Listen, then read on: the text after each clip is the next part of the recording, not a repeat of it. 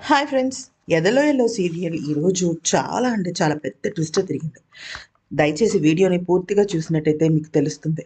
అయితే జరిగిన విషయం ఏంటి అంటే అమూల్య వాళ్ళ అమ్మమ్మ, మామయ్య చెప్పడంతో ఇక పార్థుని తన భర్తగా స్వీకరిస్తుంది. తను కట్టిన తాళికి దండం పెట్టి తనను మనస్ఫూర్తిగా అంగీకరిస్తుంది.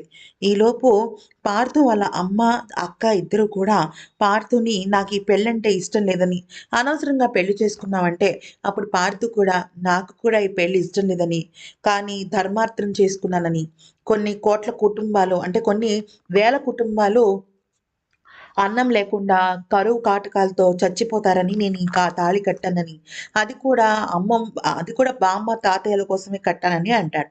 అయితే ఈలోపు పార్థు అలాగే అమూల్యలిద్దరూ సామూహిక వివాహాలను దగ్గరుండి జరిపిస్తారు. ఇక ఆ తర్వాత పార్థు, అమూల్యలిద్దరూ కూడా ఇంటిలోకి అడుగు పెడతారనమాట.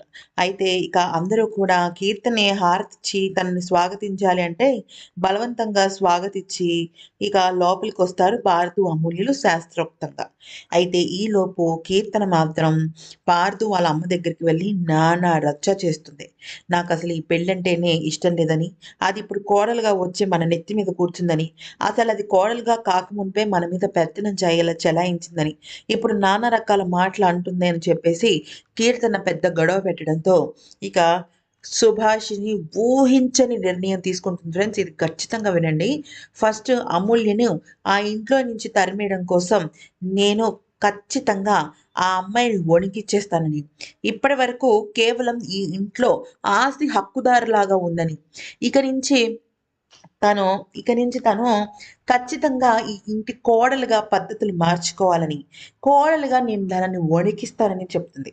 అంతేకాకుండా ఒకవేళ కనుక అప్పటికి కూడా వంగకపోతే నేను తనని పైకే పంపించేస్తానని, అంటే అమూల్యను చంపేయాలని ప్లాన్ ఏస్తుంది.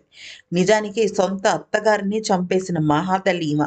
మరి అమూల్య విషయంలో కూడా అదే ప్లాన్ చేస్తుంది కదా!